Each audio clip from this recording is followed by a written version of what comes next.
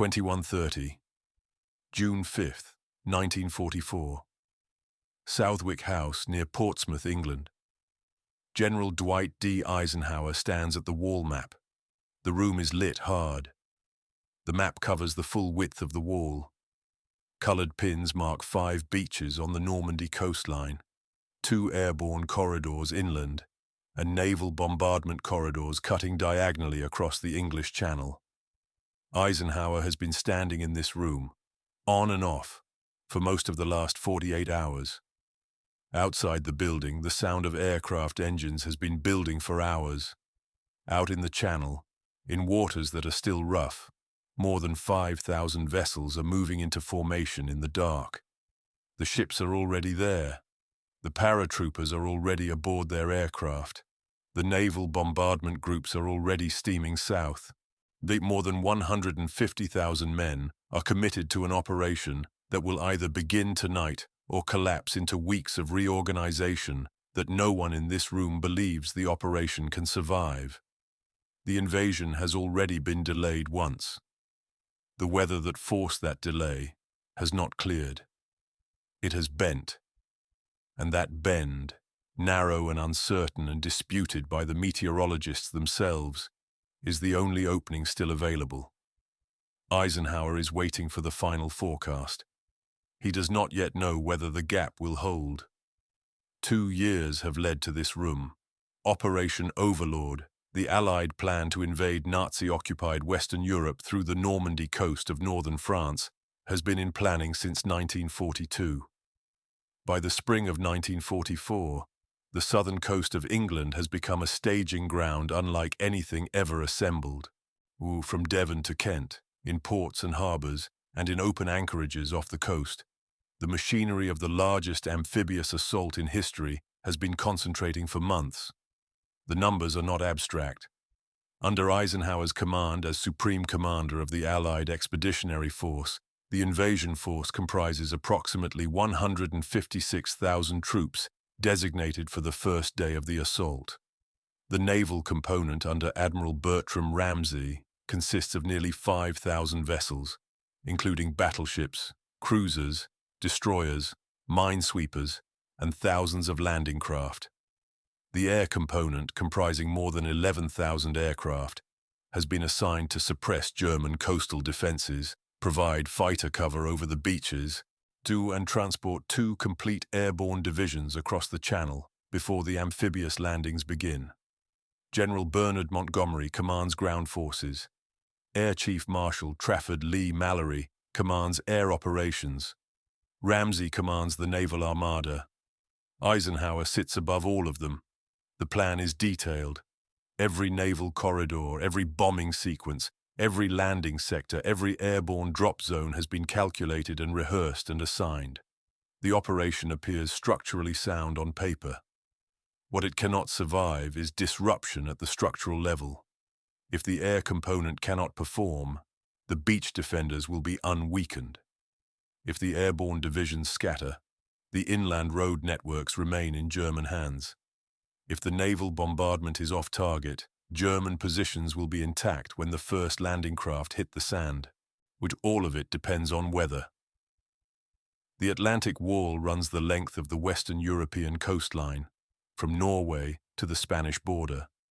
It is not equally fortified everywhere, and German commanders know it. Field Marshal Erwin Rommel, responsible for Atlantic Wall defenses under Army Group B, has spent months arguing that the Allies must be stopped on the beaches themselves, that armored reserves must be positioned close to the coast to respond within hours of any landing. He has not won that argument fully. The German command structure is fragmented at the top, and the question of where the invasion will actually come has not been settled. That uncertainty is not an accident. Allied deception operations under the codename Operation Fortitude have been running since early 1944. The objective of Fortitude is to convince German High Command that the primary Allied invasion will strike at Pas-de-Calais, the narrowest point of the Channel, roughly 200 kilometers northeast of Normandy. Fake army groups are assembled in southeastern England. Dummy landing craft are positioned in Thames estuary ports. Radio traffic mimics the communications of formations that do not exist. Controlled double agents feed German intelligence fabricated order of battle information, suggesting that General George Patton commands a massive force poised to strike Calais. Intercepted German communications, read through Allied code-breaking operations at Bletchley Park, indicate the deception is working. German High Command continues to weight its armor toward Calais. The 15th Army, which holds the Pas-de-Calais sector, is larger and more heavily equipped than the 7th Army defending Normandy, but fortitude only holds as long as the Germans do not receive hard evidence to the contrary. The moment a full-scale assault lands at Normandy, the deception begins to compete with reality. The speed of German recognition will determine how quickly armored reserves move toward the beachhead. On June 5th, that timeline has not yet started. It will start the moment the first paratroopers leave their aircraft. 4 o'clock. June 5th, 1944. Group Captain James Stagg enters the briefing room at Southwick House. Stagg is the chief meteorological advisor to Eisenhower, responsible for synthesizing weather data from multiple Allied forecasting teams covering the North Atlantic. He carries a forecast that has been revised multiple times in the last 24 hours, and it is still not a comfortable document. The previous day's decision to postpone the June 5th invasion date had been based on Stagg's forecast of a major storm system moving across the Channel. That decision was correct. The weather on June 5th is severe. High winds and rough seas have been churning the Channel staging areas. Ships are riding at anchor in poor conditions. Troops already embarked on landing craft have been in cramped pitching vessels for hours. What Stagg's team now believes, based on pressure gradient analysis of Atlantic data that German meteorological stations cannot access, is that a temporary break in the storm system may be forming. The gap is narrow. It may begin during the night of June 5th to 6th. Conditions will not be good. Winds will still be elevated. Seas will still be rough. Cloud cover will remain significant at some altitudes, but the system may open enough to permit crossing, bombardment, and airborne operations. Other forecasting teams, including a Royal Navy group and a meteorological section attached to the U.S. Army Air Forces, do not fully agree. Some predict the storm will worsen. Others cannot confirm the gap with confidence. Stagg's estimate is the most optimistic reading of the available data. It is not a certainty. It is a probability judgment based on incomplete information about a system that is still evolving. Eisenhower receives this briefing and gives no immediate order. He schedules another conference for the afternoon. The constraint building against the operation is not only meteorological. The invasion fleet cannot remain indefinitely in the Channel staging areas. The convoys that have already departed English ports on preliminary movement schedules are visible from the air on any day without cloud cover. German reconnaissance aircraft, flying from bases in France, have already detected unusual concentrations of shipping in southern English ports during May. The operation's security depends partly on timing, on moving from preparation to assault before German observation can fully characterize what is being assembled. Every additional day of delay increases the probability of detection. There is a second constraint tightening in parallel. The invasion requires specific tidal and moonlight conditions. The paratroopers need enough moonlight to navigate after jumping, but not so much that they are silhouetted against the sky for German gunners. The landing craft need tidal conditions that expose the beach obstacles Rommel's engineers have planted in the surf zones, metal stakes and angled beams fitted with mines designed to rip open the hulls of approaching boats. The window that satisfies both moonlight and tidal requirements in June 1944 runs from June 5th to June 7th. After June 7th, the tidal cycle shifts. The next comparable window does not appear until late June. A postponement beyond June 7th is not a pause. It is a reset. The armada disperses. Troops are disembarked. The logistical sequence that has been running for months restarts from a different position, and somewhere in that interval, German intelligence detects the concentration of shipping along the English coast. Whether the deception holds through that interval is not a question anyone in Southwick House is willing to answer with confidence. 1400, June 5th, 1944. The senior commanders are assembled at Southwick House. Eisenhower, Montgomery, Ramsey, Lee-Mallory, and their senior staff officers review Stagg's morning forecast and the revised afternoon update. Ramsey's position is that the naval component can operate. Landing craft will be in difficult conditions, and some smaller vessels may struggle, but the crossing is achievable if wind speeds do not significantly exceed the current forecast. Montgomery's position is harder. German defensive alertness is low. German meteorological services are predicting a continuation of the storm. German commanders along the Atlantic Wall have already begun standing down from heightened alert states because they believe no invasion is coming in this weather. Montgomery argues that the combination of German unpreparedness and the concealment provided by poor weather outweighs the operational disruption of launching in marginal conditions. Surprise has a value that cannot be manufactured twice. If the invasion waits for perfect weather, it launches into a prepared defense. Lee-Mallory's concerns are the most pointed. The airborne mission requires transport aircraft to fly accurate corridors in the dark. Elevated winds will push aircraft off course. Paratroopers dropped in high winds across irregular terrain will scatter. Units that scatter cannot consolidate. The inland road networks that the 82nd and 101st Airborne Divisions are supposed to seize and hold may not be seized at all. Lee-Mallory has previously communicated, in writing, that he fears unacceptable casualties in the airborne phase. Eisenhower listens to all of it. He postpones the final decision until Stagg's evening update. The fleet continues to wait. Aboard the transport ships and landing craft staging in the Channel and along the southern English coast, more than 100,000 troops have now been confined to their vessels for between 1 and 3 days. The ships are rolling in the residual swell from the storm. Seasickness is widespread. The troops are equipped and briefed. They know the invasion is coming. Most do not know that it has already been postponed once, or that the question is still open. On the troop transports, medical officers are moving through compartments. Landing craft crews are checking engines and running final mechanical checks. Aboard the larger warships, gun crews have been running drills at their stations for days. The waiting has its own pressure. Troops at sea cannot be kept indefinitely in combat readiness without degradation. The longer the fleet sits, the more the physical and psychological condition of the assault force erodes.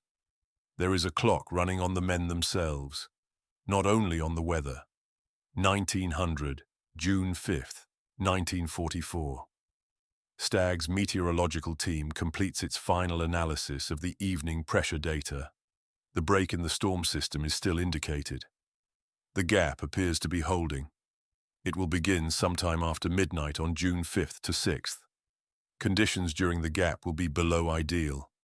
Wind speeds will be elevated. Cloud cover will be significant at low altitudes. Seas will be rough through the crossing period and into the early morning hours. But the forecast suggests the gap will persist long enough for the operation to proceed, at least through the critical first hours of the assault. After June 6th, the forecast deteriorates. The back edge of the storm system will reassert. If the invasion has not begun by the time that system moves back across the Channel, the operational window will be closed for days. Stagg presents these findings to Eisenhower at the evening conference, 21:30, June 5th, 1944. Southwick House Map Room. The final conference begins. Stagg delivers his summary. The break is there. It is narrow. It is not guaranteed. But the forecast model supports a window opening within the next few hours and lasting into the following morning. The commanders respond. Ramsey confirms the fleet can move. Montgomery confirms his forces are ready. Lee Mallory's concerns about airborne operations remain, but he does not recommend cancellation. Eisenhower stands before the wall map. The situation as it exists at this moment is this. The Germans do not know the invasion is coming tonight. Their own meteorological assessment has concluded the storm makes an assault impossible. German commanders along the Normandy coast have reduced their readiness posture on that basis. Field Marshal Rommel himself is not at his headquarters at La Roche-Guyon. He has traveled to Germany to visit his wife on her birthday and to meet with Hitler, or judging that the weather makes a major Allied action impossible for the immediate future. The deception operation is still holding. German High Command continues to believe the main assault will come at Calais. But both of these advantages are time-limited. Rommel will return when conditions change. German reconnaissance will resume when the weather clears. The invasion fleet in the Channel, already past its initial movement schedule, will eventually be seen. The window being offered tonight is imperfect, but it is the only window available that combines weather concealment with German unpreparedness. Eisenhower considers the facts in front of him and gives the order. At approximately 21:45, he says, "Okay, let's go." The door closes. Not metaphorically, operationally. But the decision cannot be reversed once the convoys commit to their final approach corridors. The minesweepers leading the invasion fleet are already cutting lanes through German-laid minefields in the Channel. The timing of the naval bombardment, the airborne departure schedules, the landing craft wave sequencing, all of it is now in motion. There is no mechanism to stop it and reassemble it without the entire operation becoming visible to German observation. The decision made at 21:45 on June 5, 1944, is the last point at which any alternative existed. After 21:45, the operation proceeds on its own momentum. 2300, June 5, 1944. The first aircraft carrying paratroopers of the 101st Airborne Division are airborne from airfields in southern England. They are followed by aircraft carrying elements of the 82nd Airborne Division. The transport formations cross the Channel in darkness, navigating by dead reckoning and intermittent ground reference points. The winds at altitude are stronger than forecast. Aircraft are pushed off their plotted courses as they cross the Cotentin Peninsula and approach the designated drop zones in Normandy. The drop zones have been selected to place paratroopers at road junctions and behind German defensive positions in order to block reinforcement routes before the amphibious landings begin at dawn. Pathfinder teams that jumped ahead of the main formations to mark the drop zones have themselves scattered. Many of the signal lights and radar beacons meant to guide the main formations are in the wrong locations. As transports cross the coastline, German anti-aircraft fire opens up. Aircraft accelerate and take evasive action. Formation spacing breaks down.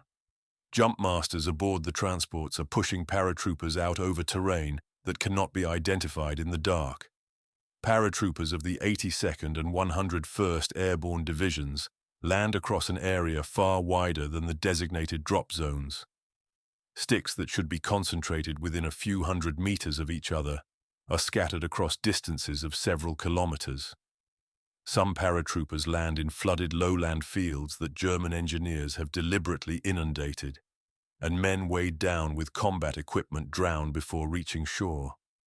Small groups of paratroopers begin moving in the dark, attempting to find other members of their units by sound signals and recognition procedures.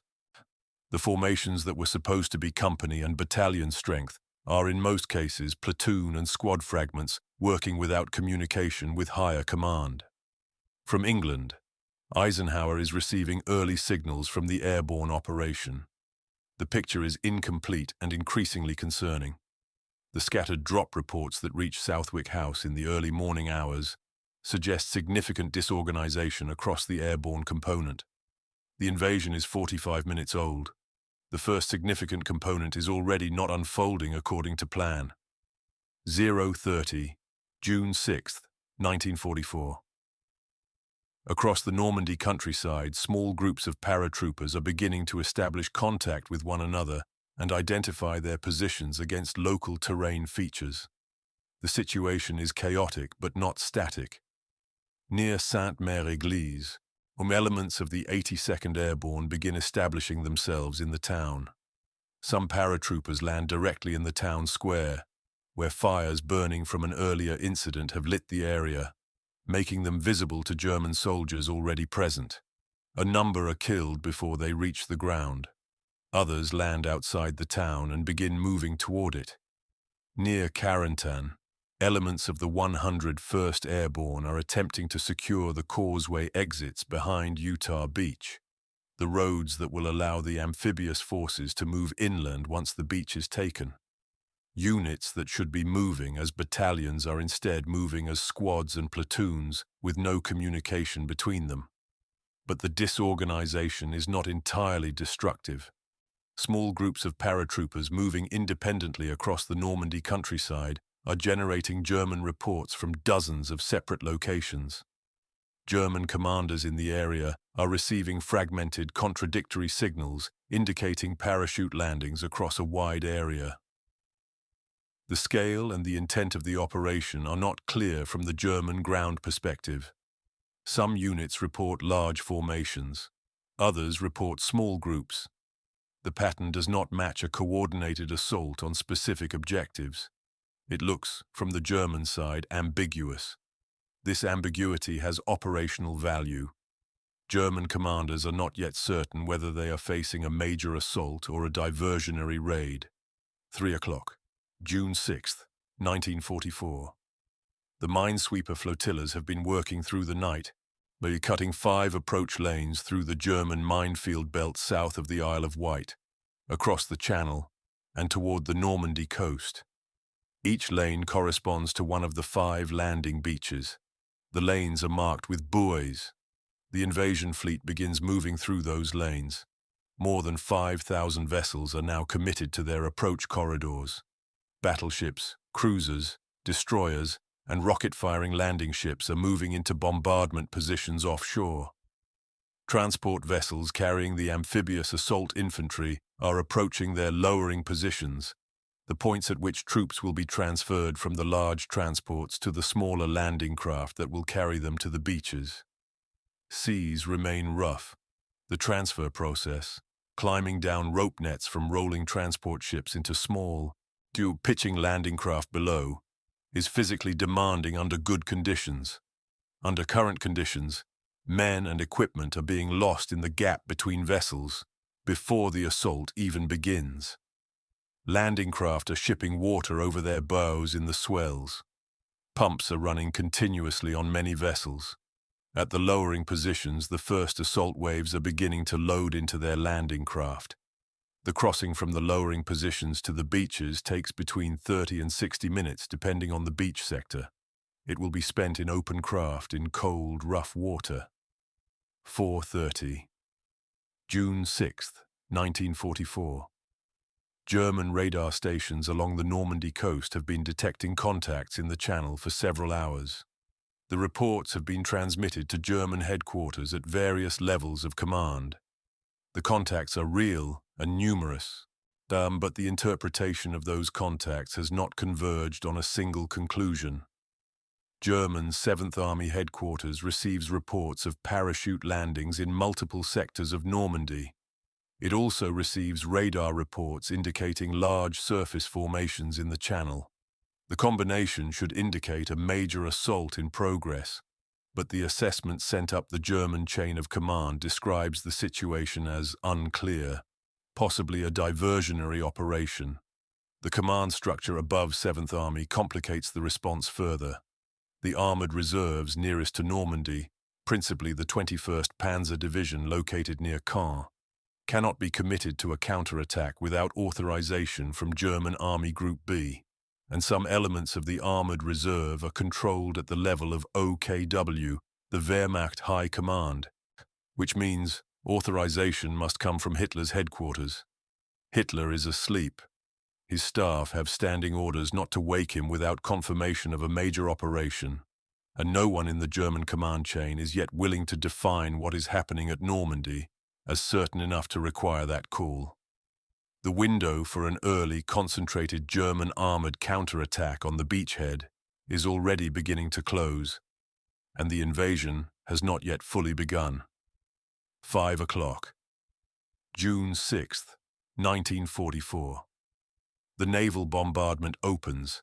Allied warships positioned offshore along the entire Normandy coast open fire on German defensive positions.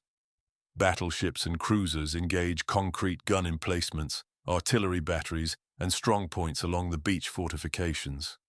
Destroyers move in closer to engage specific targets identified from pre-invasion aerial reconnaissance. The bombardment is the heaviest concentration of naval fire ever directed at a coastal fortification system. The guns are firing across all 5 beach sectors simultaneously. The sound carries inland for tens of kilometers. German defenders in beach positions can hear it before they can see the ships. At some positions along the coast, the bombardment is highly effective. Concrete positions are destroyed or heavily damaged. Communication lines between strongpoints are cut. Command posts lose contact with the gun batteries they are supposed to be directing. At other positions, the bombardment is less precise. Some German strongpoints on the higher ground behind the beaches are sheltered by terrain features that the bombardment trajectories cannot reach effectively. At what the Allies are designating Omaha Beach, a sector held by a reinforced German division with positions built into the bluffs above the sand, several key defensive positions survive the bombardment substantially intact. The landing craft carrying the first assault waves at Omaha Beach are already in the water, moving toward shore. 6 o'clock. June 6th, 1944. The ramps are going down. At Utah Beach, on the western flank, the first assault waves of the 4th Infantry Division touch down on the sand. Due to tidal drift, they land approximately 2 kilometers south of their intended positions. The sector they land in is less heavily defended than the planned sector, or German resistance is lighter than anticipated. Units begin moving inland within minutes. At Omaha Beach, the situation is different.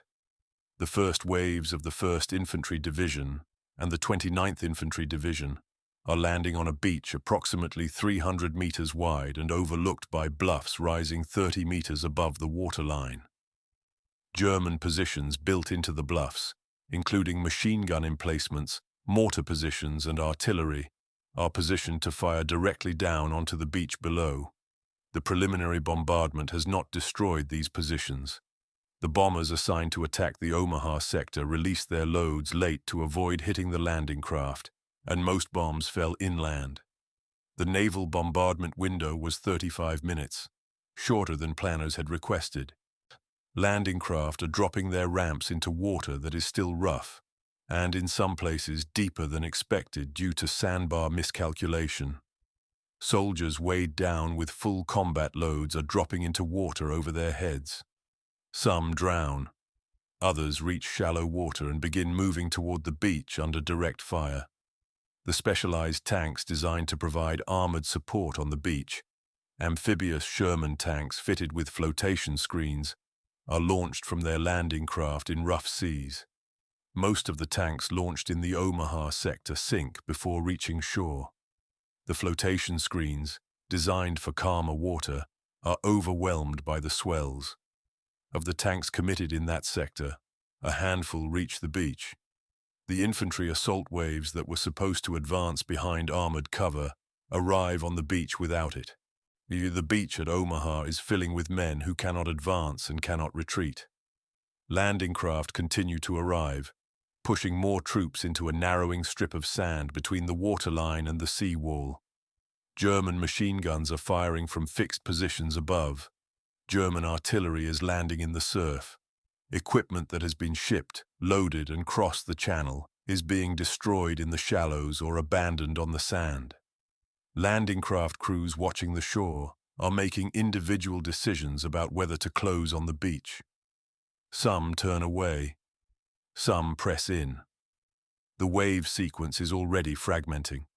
Units are mixing between landing craft as men from swamped or hit vessels are pulled aboard others. Small groups of soldiers, acting without higher direction, begin finding pathways off the beach. Some move through gaps in the seawall. Others climb the bluffs at undefended points between German strongpoints. The strongpoints are oriented to fire down the beach face, not at men climbing the slopes between them. By mid-morning, individual soldiers and small units are beginning to reach the top of the bluffs. 6:30, June 6, 1944. At the British and Canadian beaches to the east, Gold, Juno, and Sword, the assault is proceeding under different conditions. The beach sectors are less steeply defended than Omaha. German positions are formidable, but the terrain does not create the same concentration of fire.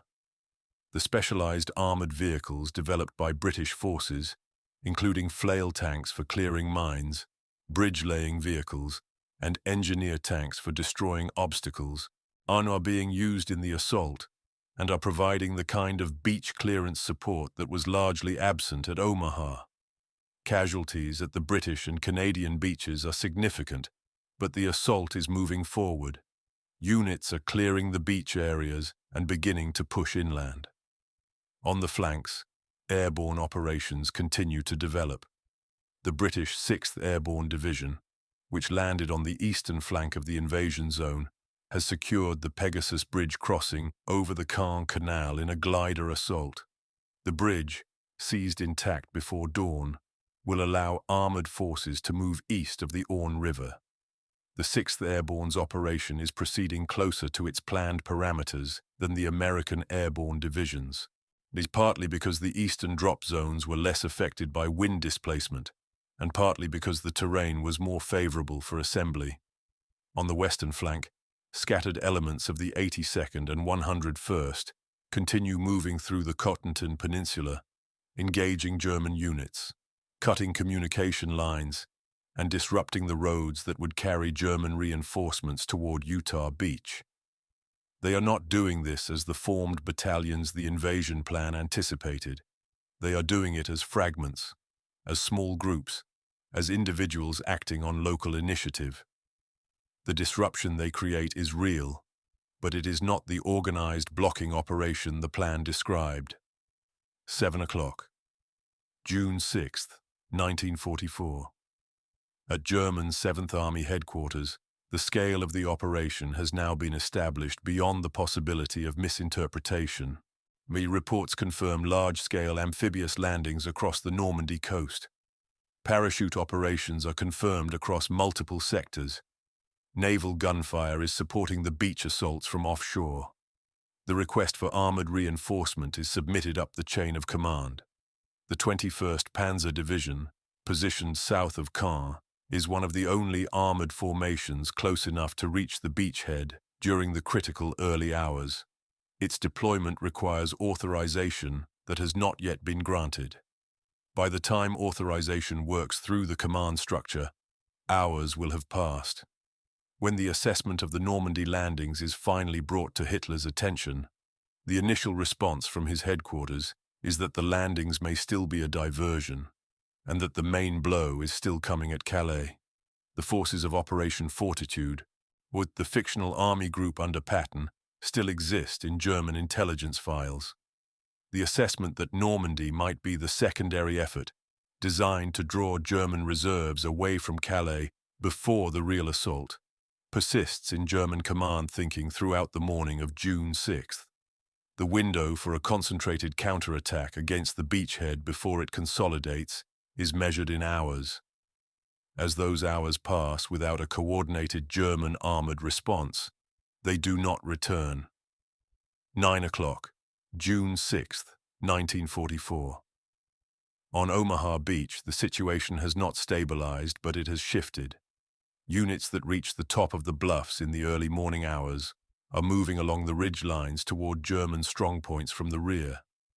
Naval destroyers, some operating at extreme risk in shallow water, are moving close inshore to provide direct fire support. Destroyer captains are making individual judgments to bring their ships within a few hundred meters of the beach to engage visible German targets. Additional waves of infantry continue landing. The beach itself remains under fire, but the fire is less concentrated than it was in the first hour. German ammunition for some positions is running low.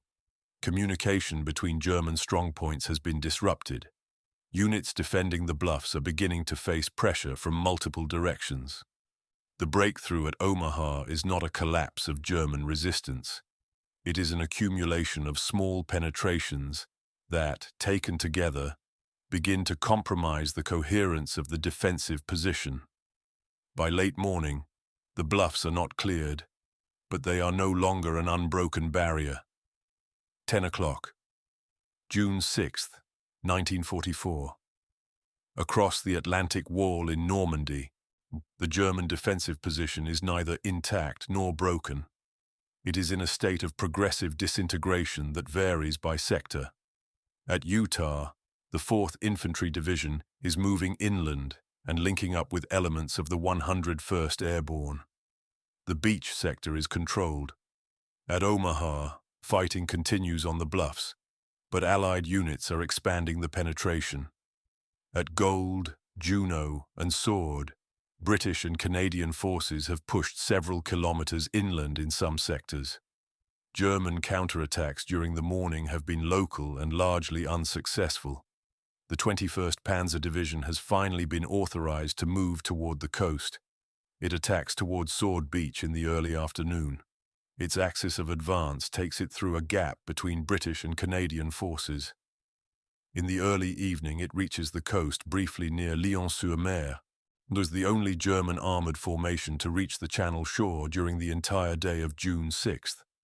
But at the moment it reaches the coast, a formation of Allied gliders passes overhead in large numbers, reinforcing the 6th Airborne on the eastern flank. The gliders are interpreted as airborne troops landing behind the 21st Panzer's position. The division withdraws rather than risk encirclement. The one armored formation capable of exploiting a penetration to the coast pulls back without consolidating its position. By the end of June 6, 1944, approximately 156,000 Allied troops have landed in Normandy. The count includes airborne forces that parachuted or landed by glider before dawn and amphibious forces that came ashore through the day. The losses are heavy. These precise casualty counts from the first day are complicated by the confusion of the assault, but historical records establish approximately 4,400 Allied soldiers killed on June 6th. Thousands more are wounded. Hundreds of landing craft and vehicles are lost. The invasion has not achieved all of its planned objectives for the first day. Several inland towns and objectives marked on the planning maps are still in German hands. The beachheads, while established, are shallow in most sectors and have not linked together into a continuous front. But the German forces opposing the invasion have not succeeded in driving any of the 5 assault divisions back into the sea. The Western Front in Europe is open. The days following June 6th confirm what the first day established. Allied forces begin the slow or costly process of expanding the beachhead. Reinforcements continue landing across the beaches. Equipment and supplies accumulate on the Normandy coast. German forces attempt to contain the lodgment. The debate within German high command about whether Normandy is the main effort or a diversion continues for weeks. German armored reserves are committed piecemeal rather than in concentrated counterattack. The 15th Army at Calais, still waiting for the assault that Operation Fortitude had led them to expect, does not move its forces to Normandy in sufficient strength during the critical weeks of June. By the end of June, more than 850,000 Allied troops are in France. By late July, the breakout from Normandy begins. American forces drive south and then west, turning the German line at its base. The German position in France collapses in August. Paris is liberated. Allied forces drive toward the German frontier. The strategic consequence of the events of June 5th and 6th, 1944, unfolds over the following 11 months. Nazi Germany surrenders in May 1945. Later accounts of D-Day have sometimes been shaped by the scale of the Allied victory into a narrative of inevitable success, of industrial power and manpower superiority that made the outcome predictable. Operational records do not support that reading. The invasion succeeded through a sequence of conditions, each of which was either narrow, uncertain, or the product of decisions made under incomplete information. The meteorological advantage was real, but its margin was slim. Stagg's forecast of a gap in the storm was contested by other forecasting teams at the time he presented it. The gap existed and held long enough for the operation to proceed. It would have been operationally and historically defensible to argue, on the night of June 5th, that the forecast was not reliable enough to justify launching. Other experienced officers looked at the same data and reached different conclusions. The deception advantage through Operation Fortitude was real, but depended on German intelligence failures that were not guaranteed to persist. The belief in a coming Calais landing required German high command to discount mounting evidence from Normandy in favor of a threat that did not exist. That discounting happened, and it shaped German force deployment throughout June. It was not an automatic outcome of superior Allied intelligence work alone. It required German commanders to make specific errors of assessment at specific moments. The decision to launch in marginal weather and the German meteorological disadvantage that made those conditions look impassable to the defenders were intertwined in a way that no planning document fully anticipated. The storm that nearly caused the invasion to be postponed beyond operational viability was also the mechanism that lowered German readiness at the precise moment of assault. Each of these conditions was present on June 6, 1944. None of them was structurally guaranteed on June 5th. Inside the Southwick House map room on the night of June 5th, the situation available to Eisenhower was this: one uncertain forecast, one working deception, one enemy who believed no invasion was possible in current weather, one fleet already at sea, one invasion window that was closing, and one decision that could not be walked back. He had the forecast that the Germans did not have. He had the deception intelligence indicating German misplacement of reserves. He had the operational logic showing that the costs of delay exceeded the costs of launching in marginal conditions. He gave the order at 21:45. The fleet sailed through water that was still rough. The paratroopers jumped into winds that scattered them across Normandy. The landing craft crossed the channel in darkness and rough seas. And in the morning, on 5 beaches along the coast of northern France, the invasion that the German defenders believed impossible in this weather began coming ashore. The storm that nearly ended Operation Overlord before it started had become the condition that allowed it to succeed. The decision made in that map room, in those minutes, in that weather, did not guarantee what followed, but nothing that followed was possible without it.